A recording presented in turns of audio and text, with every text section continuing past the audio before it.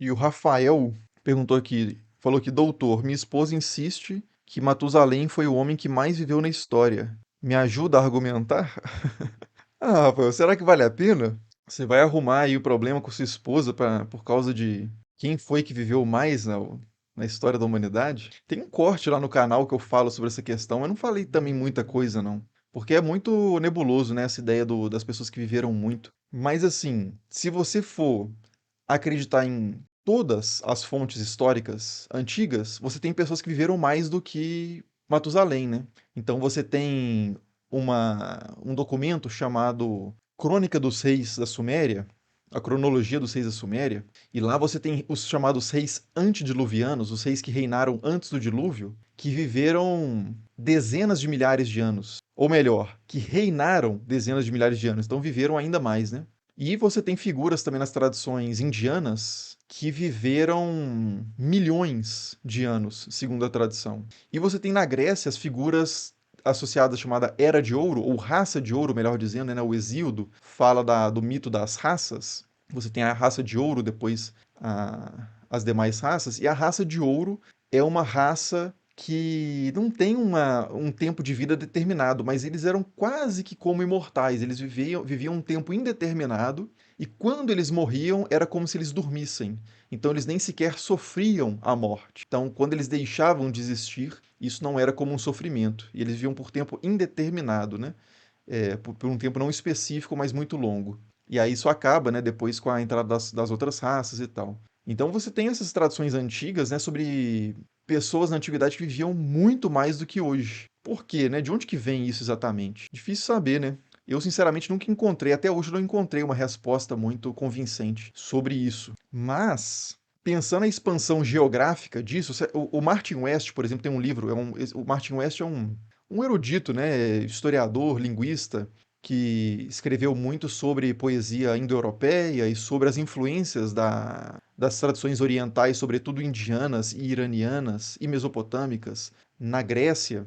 E ele tem um livro chamado A Face Oriental do Helicon, né? The East Face of Helicon. Não tem isso em português, ainda que eu saiba.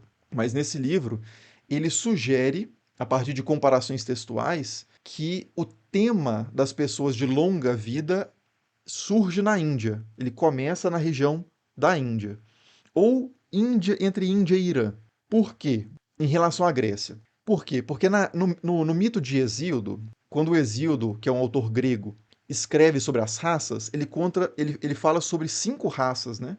Que é a raça de ouro, depois tem a raça. Deixa eu colocar aqui, raças Hesíodo. Aqui, a raça de ouro, raça de prata, raça de bronze, aí depois a raça dos heróis e depois a raça de ferro. Qual que é a sequência? A raça de ouro é a que o pessoal é a melhor. As pessoas viviam por tempo indeterminado, quando morriam era como se dormissem, e tinham acesso, inclusive, a alimentos, eles não precisavam trabalhar, eles não precisavam suar para conquistar o pão, né, de cada dia. A natureza, espontaneamente, os deuses, né, espontaneamente concediam tudo o que era necessário para eles. Aí, quando acaba a raça de ouro, você tem a raça de prata, que eu não lembro exatamente por que ela acaba.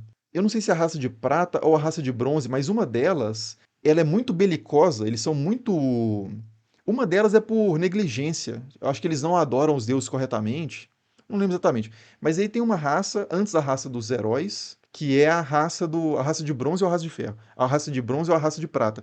Que eles eram muito belicosos, né? Eles faziam muitas guerras e acabaram se matando uns aos outros. E aí você tem a raça dos heróis e depois a de ferro. O problema é que é o seguinte, é uma estrutura que ela é decadente, assim como na Índia. Na Índia e na Mesopotâmia também. Na Mesopotâmia você também tem essa ideia do tempo de ouro associado a metais, né? E é sempre decadente. Você começa melhor e vai piorando. No Hesíodo também é assim, porque a raça de ferro, que é a raça do Hesíodo, que talvez seja a nossa também, é a pior. E aí, você tem a raça de ouro, que é melhor do que a raça de prata, que é melhor do que a raça de bronze, que é melhor que a raça de ferro, mas tem uma raça entre essas, que é a raça dos heróis, que são as figuras celebradas. Então ela não encaixa muito bem nesse padrão. Então a raça dos heróis é a raça de Aquiles, é o tempo das grandes histórias míticas, de Troia e por aí vai, né? Então são figuras celebradas, são figuras de grande virtude. são figuras de grande valor. Então ele não encaixa muito bem nesse padrão, né? Então o que o Martin West propõe é que o Hesíodo pegou emprestado, né? Claro que isso não é necessariamente consciente. Ele fala assim, deixa eu ler um negócio aqui, essa ideia é interessante, deixa eu pegar. Não, isso já tinha provavelmente uma penetração na cultura grega, a partir dessas influências orientais. E aí o Hesíodo, como ele não pode ignorar os mitos, por exemplo, homéricos, né, os mitos que ele mesmo conta na Teogonia, que tem mais a ver com os deuses, né? Mas enfim, existia uma tradição grega associada aos heróis que eram cultuados, que eram adorados, inclusive, quase que como deuses mesmo, né?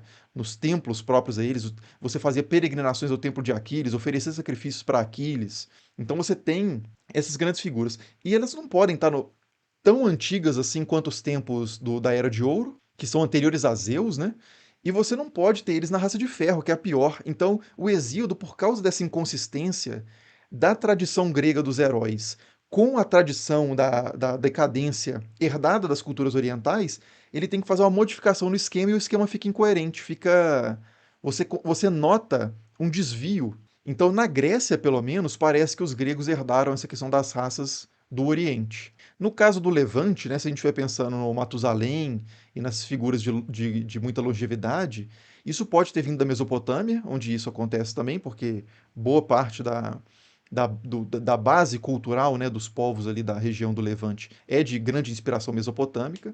E os mesopotâmicos, por sua vez, também foram muito inspirados por ideias indo-iranianas. Então é muito difícil traçar exatamente o percurso correto, né? Aí se começa na Índia e passa por aqui, aí no ano tal coisa acontece, aí sofre essa modificação, e aí chega no território dos antigos reinos de Judá e Israel dessa forma. É muito difícil você fazer esse mapa, né?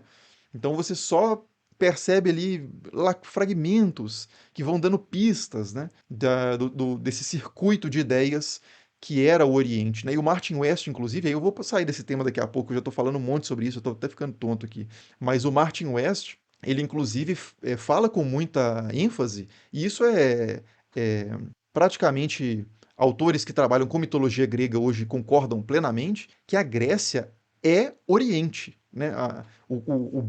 O caldeirão cultural grego, ele compartilha muito mais com Mesopotâmia, e até Índia, Irã, né, Pérsia, se quiser, do que com outras tradições europeias ocidentais, né, como, por exemplo, sei lá, a cultura dos etruscos, ou a cultura celta, ou coisa desse tipo, né? Então, o circuito cultural grego, ele é oriental.